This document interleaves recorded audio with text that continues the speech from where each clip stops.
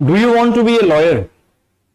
Now the next question which comes up in the mind is, what kind of? You want to become a civil lawyer, taxation lawyer, property lawyer, or a criminal lawyer? Actually, it doesn't matter. In the initial phase of your career, it doesn't matter at all. But one thing is certain.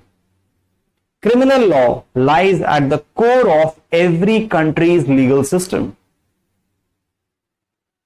Hello everyone, welcome you all to Study Mania. I am Advocate Vikas Bhardwaj and today we are going to discuss the most challenging branch of our legal system, that is the criminal law. I will condense this whole subject of criminal law into a very small thing. Can you see these 5 fingers of my hand? Now I am making them into a fist. And now I have a grip of a fist. This is what criminal law is all about. You have done it. You got it. Criminal law is all about 5 fingers concept, or you can call it a fist concept, or you can call it a grip of the fist concept. Let's go from the very beginning. The very first thing is ki, what is that 5 fingers rule? Or I would say that a fist concept, what is that concept all about? Just remember कि criminal law एक ऐसे fist की तरह है, एक ऐसी मुक्के की तरह है, एक ऐसे पंच की तरह है जो किसी को दिखाने से भी वो बंदा डर सकता है. Now, even if it is given to someone, obviously he will be very severely injured. Now the next concept, the next thing is, the next level, the next step is that हम इसको समझें कैसे, हम कैसे समझ सकते हैं. Let's understand this 5 fingers rule one by one. The very first thing is fear of injury. आपको किसी चीज का डर हो सकता है. There might be a fear of injury to a person's life. There might be a fear of injury to a person's limb or a person's property.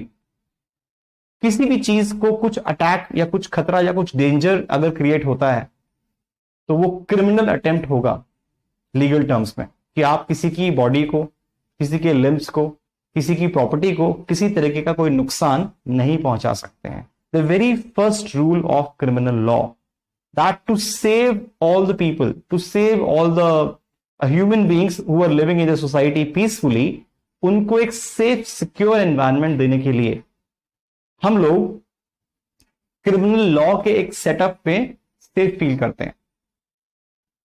The second finger denote that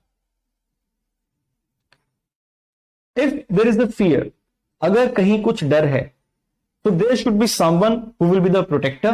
So the state emerges as a protector of human beings, of all the people living in the society. क्योंकि ये state की duty है कि वो सारे human beings को एक protective environment provide करे, क्योंकि इस चीज के लिए वो हमसे taxes भी लेता है, इस चीज के लिए वो हम उसको elect भी करते हैं, and that is the only state's work. So the state's primary function is to safeguard the lives of the people or some other kind of danger, to avoid all kinds of dangers from the people's minds. सबसे पहले आपके mind से danger निकलना चाहिए. तो deterrent की तरह criminal law काम करता है. ये बहुत बड़ा पॉइंट है कि डेटरेंट की तरह काम करता है और साथ साथ अगर कोई लिमिट्स क्रॉस होती हैं तो पनिशमेंट भी अवॉर्ड करता है. Now third finger, I am coming to the third finger. Now third finger is that now that there is an attack, state comes as a protector, and the third thing is that there will be criminal proceedings, obviously, because there has been an attack on some human being by some human being. So there will be what? There will be a criminal proceeding. And how that criminal proceeding will work? Basically, वो criminal proceedings जो चलेंगी court में, उनको चलाने वाला कौन होगा? क्या वही ह्यूमन बीइंग चलाएगा जिसके ऊपर अटैक हुआ है, या दूसरा वो चलाएगा जिसने अटैक किया है? So the person injured and the person who has injured, one has injured and the other has been injured, both the parties will fight this court case in the court of law.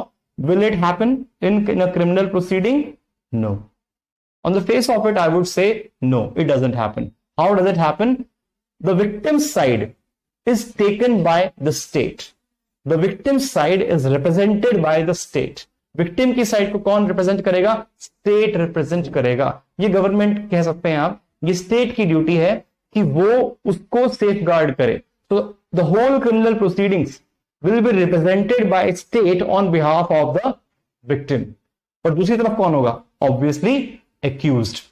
So I would say that the state will start the matter and the accused will defend that case, or in that criminal proceeding the defense work will be done by the accused. So now you understand, first of all there is fear, second there is the protection of the state, and third, in a criminal proceeding state will represent the victim side. Now what is the fourth? The fourth is the proving of the criminal act, that some kind of crime has been committed. Now what is crime? First of all the question arises, what is crime? हम crime किसको बोलते हैं? Now this can only be proved with the help of some kind of I would say some kind of visible on the face of it, which is quite visible act. And I would not say it is a visible act, I would say it is an overt act. But in law we don't call only acts, we also call them omissions. So there will be an act or the omission. So any act or omission which we are bound to do, any act or omissions which we are prohibited to be, which we are prohibited to commit, I would say that, which are prohibited to do. So those kinds of omissions or those kinds of acts, if they are done by someone, obviously they will constitute a crime. And हम कैसे पहचानेंगे कि कौन सा overt act और कौन सा omission जो है हमें लॉ में नहीं करना है? That is quite codified in the criminal legislations. उसके बारे में अभी हम एक स्लाइड देखेंगे and then we'll find out in a better way. So now you understand the fourth concept. The very first is fear of injury, the second is protection of state, and the third is criminal proceeding, and the fourth is proving of criminal act, and the fifth is what? Obviously, if the act is proved, if the criminal act is proved, the fifth finger, I won't call it a finger, I will call it a thumb. Now this is the most powerful part of the hand, I would say, among all the fingers. This is the most powerful part. So obviously without the grip of the thumb we cannot have a very strong we cannot have a very strong fist. So now you understand that the fifth part is punishment. If it is awarded, it will strongly work as a huge deterrent in the society. Understand the fist rule concept of criminal law, and or we call it a five fingers concept. We just understood it, and now let's have a visual of all that. Now first of all we start with the fear of injury, that there will be a fear of injury, and then we would say state protection, state comes as a protector, and then the criminal proceedings will be initiated, and then the criminal acts will be proved, and then punishment will be awarded. So these are the five levels of the criminal law, that how we proceed from one level to another level. Now let's go into a deeper view of that. The first of all, the first point was the fear of injury. Now the fear of injury can be a fear of injury to life, limb or property, क्योंकि ये हमें बहुत समझना जरूरी है यहाँ पर कि लाइफ की जो इंजरी होती है वो सबसे मेजर इंजरी होती है.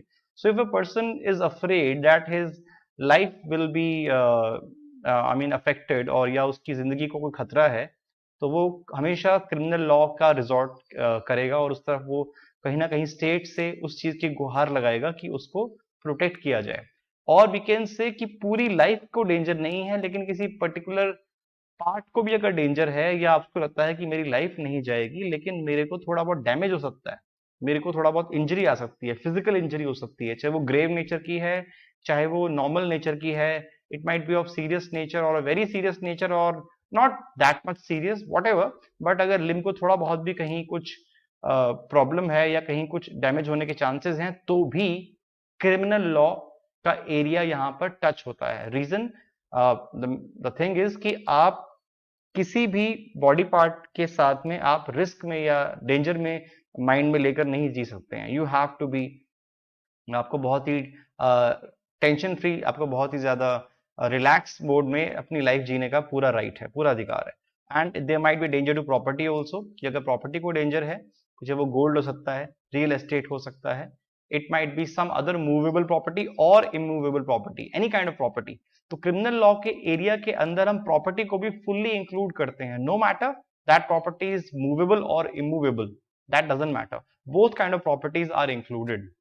Even ये कहां तक क्रिमिनल लॉ का स्फेयर पहुंचता है या जाता है, ये ऑलमोस्ट आप देखेंगे कि जितने भी लॉज डिफरेंट जो दूसरे लॉज हैं, क्रिमिनल लॉ ऑलमोस्ट हर जगह पेनिट्रेट करता है. Criminal law almost enters all the spheres of other laws, चाहे वो सिविल लॉज ही क्यों ना हो. सिविल लॉज में भी आप नोटिस करेंगे वहां पर भी क्राइम इंक्लूड है. तो सिविल क्रिमिनल केस हम बोल देते हैं, सिविल कम क्रिमिनल. सो इस तरीके से आपको समझना है कि without criminal law the legal system cannot exist. Without criminal law you cannot have a very good command over any country's laws. Now state protection, state का first और foremost जो function है वो to maintain peace ही है, means to protect the countrymen of the nation. आपको उनको बचाना है, उनका ध्यान रखना है और peace और law and order आपने maintain करना है. That is the primary function of any state in the whole world. And secondary state might be to govern the society, कि और जो rules regulations हैं proper administration follow हो, तो उसके लिए जितने भी other laws हैं उसको हम यहाँ पर बोल सकते हैं. But criminal law is the main branch of the law, तो उसके बिना तो हम sustain ही नहीं कर पाएंगे. So secondary function will be to govern the society. लेकिन आप notice करेंगे कि इन secondary functions में भी penal provisions include होते हैं. So penal provisions means punishment is there. So this criminal law, the sphere of criminal law is very wide.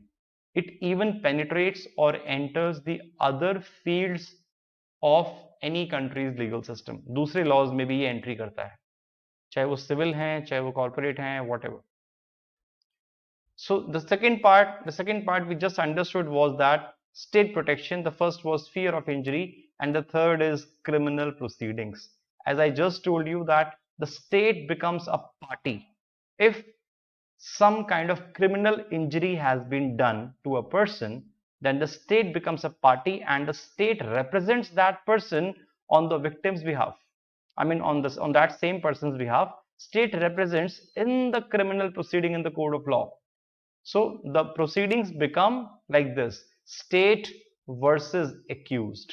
यहाँ पर नाम उसका नहीं आएगा जिसको इंजरी हुई है, like that person might be A और that person might be B, but यहाँ पर स्टेट परस्यू करता है उस कोर्ट को, उस केस को. इसलिए हमने यहाँ पर A या B ना लिखकर what we will write down state, because it is the state's responsibility कि वो हमारे देश के लोगों के राइट्स को प्रोटेक्ट करे. क्योंकि अगर आज ये किसी A के साथ हुआ है या किसी B के साथ हुआ है तो कल C, D, E, F और किसी के साथ भी हो सकता है. So that is the responsibility of the state to protect the people of the society. Now the third thing is we just did it, that criminal proceedings, and now we come to the fourth part, that is proving of criminal act. Now how can a criminal act be proved? A crime can only be proved with the help of some kind of act or omission. I just told you earlier too that it should be an overt act. कोई ऐसा act जो clearly इस बात को represent नहीं करता है, clearly इस बात को prove करने में incapable है कि कोई crime हुआ भी है या नहीं हुआ है. So there should be some kind of overt act जो normal circumstances से, normal action से, normal prudent person के point of view से कुछ अलग होगा. So overt act means that should manifest some kind of intention, that should reflect some kind of ill intention, ill will of the accused, कि उसने कुछ सोचा था गलत. तो वो कैसे प्रूव होगा कि उसने गलत सोचा था? वो उसके किसी overt act के थ्रू प्रूव होगा. तो mere thinking does not constitute any crime. So he needs to cross the area of thinking. He needs to commit some act so that he can be confined in the area of criminal law. So overt act कुछ होना चाहिए, और अगर act नहीं है तो कुछ omission होना चाहिए. Sometimes we are bound to do some acts. Sometimes we are bound to fulfill some responsibilities जो legal form पे हमारे ऊपर foundations होती हैं, लेकिन अगर हमने कोई responsibility जो हमें fulfill करनी थी और नहीं की है, so that will be a criminal omission. और I would say कि हमें ये करना था लेकिन हमने किया नहीं, तो उसके लिए हम liable होंगे. We will be liable for some kind of punishment. So crime can only be proved with the help of some kind of overt act or some kind of omission. अब वो क्या है उसकी डेप्थ में हम बाद में जाएंगे. Now the next part is कि अभी हमने जब डिस्कस किया कि crime is codified, crime is codified in especially in these two legislations. The number one is IPC, Indian Penal Code 1860, and the other one is Criminal Procedure Code 1973. The first one is substantive law. अब substantive law क्या होता है? Substantive law means which defines the rights and liabilities of the people. Now which defines the rights and liabilities of the people means इसमें सिर्फ ये लिखा हुआ है कि क्या एक आदमी को करना है और क्या नहीं करना है, और अगर ऐसा नहीं होगा तो उसके ऊपर क्या लायबिलिटीज आ सकती हैं, क्या प्रॉब्लम्स आ सकती हैं, और किसी के राइट्स अगर वॉयलेट होते हैं. तो यहां पर सिर्फ इतना लिखा है कि what will happen if something wrong happens to some person, or if a person violates the right of the another person, तो उस केस में consequences क्या होंगे. So it simply talks about the consequences. I would say it simply talks about the results. It simply talks about the punishment, awarding of punishment, कि कितने साल की सजा आपको होगी, कितने पनिशमेंट, कितना आपके ऊपर क्रिमिनल लायबिलिटी आ सकती है.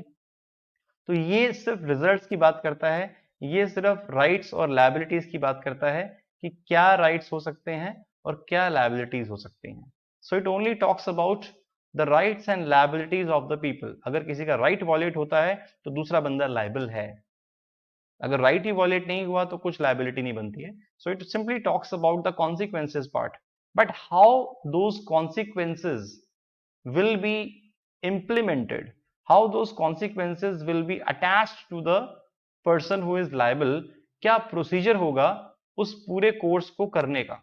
तो वो एक इसीलिए नाम इसका प्रोसीजर कोड है, मतलब क्रिमिनल प्रोसीजर कोड, कि क्रिमिनल जितने भी प्रोसीडिंग्स होंगी उनको परस्यू कैसे किया जाएगा. So all the methods, all the ways, all the proceedings and the way these proceedings will happen, it has been mentioned in the Criminal Procedure Code 1973. So that's why we call it a procedural law. अभी हम इसके बारे में और depth में बाद में पढ़ेंगे. Now, in short, I can say that crime is what the state has declared as a punishable act by legislature. जो भी legislations के थ्रू हमने डिक्लेयर कर दिया है कि वो क्राइम है, बस वही क्राइम होता है. अगर किसी चीज को बुक्स में नहीं लिखा है, इनएक्टमेंट्स नहीं की हैं, हमने कोई लेजिस्लेशन नहीं किया है, तो हम उसको कभी भी क्राइम की कैटेगरी में नहीं डाल सकते, because crime should be defined very narrowly. जब तक हम उसको नैरो लिमिट्स में कन्फाइंड नहीं करेंगे, हम उसे प्रूव नहीं कर पाएंगे कि ये बंदा क्रिमिनल है या नहीं है. Now that is a very important part. Proving of criminal act actually is a very important step. जब तक हम क्लियरली और कंप्लीटली प्रूव नहीं कर देते हैं, हम इस बात को कभी नहीं कोर्ट में साबित कर पाएंगे कि इस बंदे ने कोई क्राइम किया है. Now what is required for that? The very first thing is that in case of criminal law, in case of criminal law the situation is different, whereas in the other laws the situation is altogether different. criminal law में हम बात करते हैं कि हम कैसे prove करेंगे, मैंने अभी बताया, ओवर्ट एक्ट्स के थ्रू या ओमिशंस के थ्रू. लेकिन यहां पर भी अगर कंफ्यूजन क्रिएट होती है, if there is a confusion, I would say that the crime has been committed or not, any particular crime whatever we are talking about, whether it has been committed or not, if there is any slight confusion regarding that, तो हम criminal law में उस बंदे को liable नहीं कर सकते हैं. So in case of confusion the accused will always get the benefit of doubt. Why? Because इसमें एक रूल चलता है. In criminal law, the rule is quite simple, that the crime should be proved beyond a reasonable doubt. Beyond a reasonable doubt की जो theory है वो इसमें बहुत इंपॉर्टेंट है, कि कोई भी डाउट नहीं होना चाहिए कि इस बात के अंदर कि वो बंदे ने क्राइम किया है. अगर कहीं पर थोड़ा बहुत भी डाउट है, 1% का भी डाउट क्रिएट होता है, then the person cannot be held liable and he will be set free by the court of law. And you might say that the justice will be delivered or not delivered, that might be your personal opinion, but as per the system of the criminal law, the crime should be proved completely beyond a reasonable doubt. Now second thing, civil law में ऐसा नहीं है. civil law में दूसरा rule चलता है. Now that is balance of probability. तो balance of probability जिसके फेवर में जाएंगी उसी के फेवर में डिसीजन अवॉर्ड हो जाता है। बट यहाँ पर प्रोबेबिलिटी का सेटअप क्रिमिनल लॉ में नहीं चलता है। There should not be 1% of doubt even. So the situation must be very clear beyond a reasonable doubt. कोई रीजनेबल डाउट नहीं होना चाहिए। जरा भी डाउट है तो the person will be set free. इसीलिए मैंने बोला कि क्राइम को बहुत नैरोली आपने नैरो लिमिट्स के अंदर कन्फाइन करना है। नैरो लिमिट्स में कन्फाइन करना है, इसीलिए हमने इसको कोडिफाई किया हुआ है कि जो आईपीसी में लिखा है, जो सीआरपीसी में लिखा है, बस वही क्राइम है। इसके अलावा और कुछ क्राइम नहीं है। मैं ये नहीं कह रहा हूं कि आईपीसी और सीआरपीसी में ही क्राइम है, दूसरे लेजिस्लेशंस भी हैं, वहां पर भी कुछ लिखा है तो वो भी क्राइम है। Main thing is that anything which has been legislated by the state, legislature को समझिए आप, anything which has been legislated by the state, anything which has been legislated by the state as crime, that is crime। जिसको भी state ने कह दिया legislation के through कि ये क्राइम है तो वो क्राइम है। लेकिन मेजर क्रिमिनल लेजिस्लेशंस कौन सी हैं? IPC and CrPC. Maximum crimes आपको इसी में मिलते हैं, इसी को हम इनको क्रिमिनल लेजिस्लेशन बोलते हैं। बाकी दूसरे जो लेजिस्लेशंस हैं उसमें डैमेजेस भी अवॉर्ड होते हैं, कॉम्पनसेशंस भी होते हैं। So they are not actually criminal legislations, but the crime part is still included in that. I told you earlier too, without criminal law, you cannot practice laws. आप सोचे मैं कॉर्पोरेट लॉयर बन जाऊंगा और मुझे क्रिमिनल लॉ के बिना काम चल जाएगा, तो नहीं चलेगा। You must, I mean, you should have a very, you must develop a very strong understanding in the criminal law. No matter whether you practice criminal law or not, but you should have a very clear approach towards your criminal system of your country. Now the next part is quantum of punishment. How much punishment can be awarded and how much state is authorized to punish. How much punishment the state can award to the guilty person or to the accused person who has been held guilty after the criminal proceedings are over. What should be the quantum of punishment? In the words of Professor Wexler, penal law governs the strongest force that we permit official agencies to bring on individuals. And he also says that its promise as an instrument of safety is matched only by its power to destroy. Means the force of the penal law which it can exercise on the individuals who violate the rights of the others. कोई ऐसी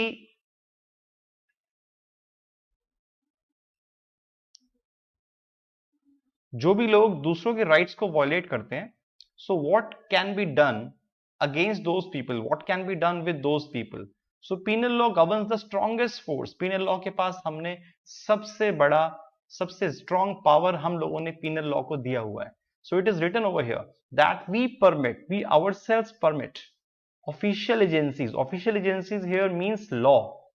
Official agencies here mean law. So we have ourselves permitted official agencies to bring to bear on individuals कि हम लोगों ने ही court of law को ये power दी है कि वो स्ट्रॉन्गेस्ट से स्ट्रॉन्गेस्ट फोर्स कल्प्रिट्स के ऊपर अप्लाई करे if it is required.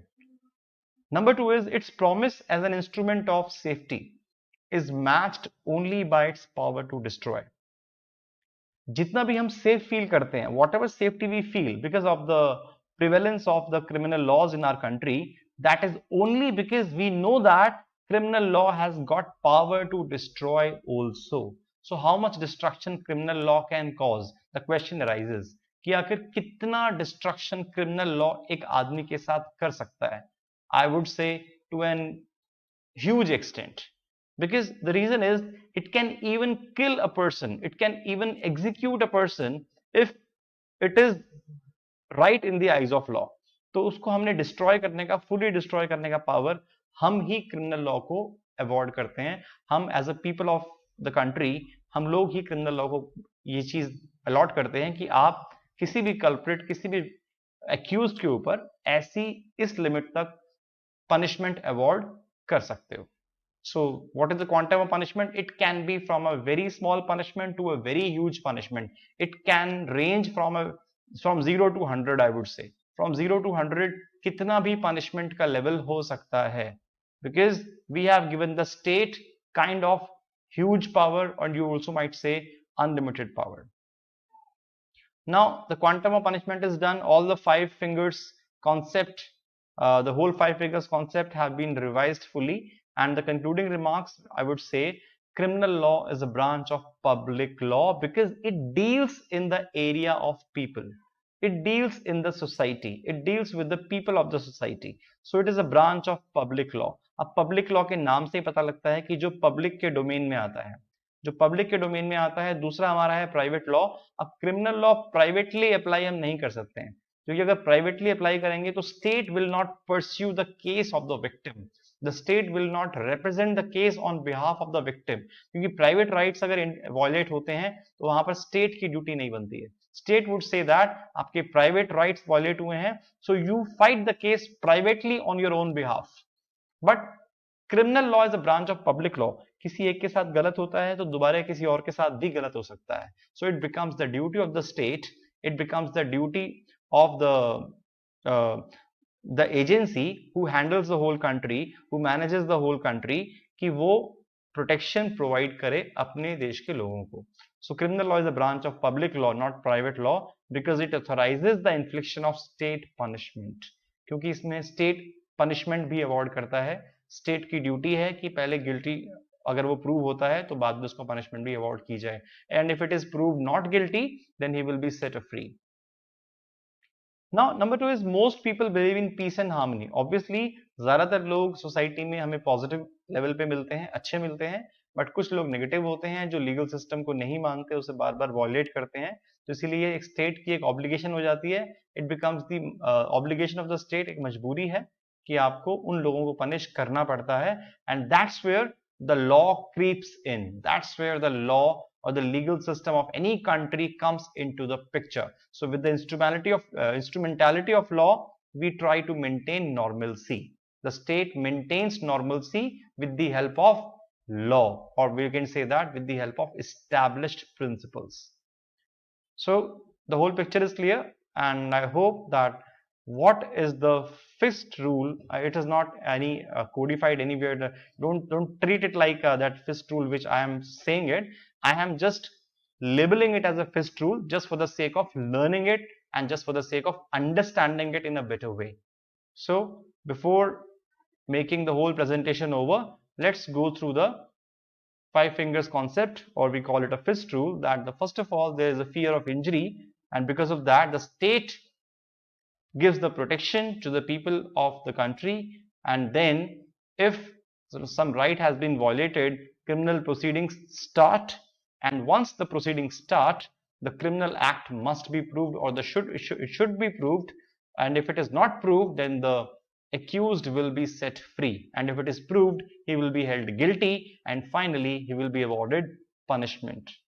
Last time once more, fear of injury, state protection, criminal proceedings, proving of criminal act, and punishment in the end. That's all. I hope it is quite clear to all of you. Thank you very much.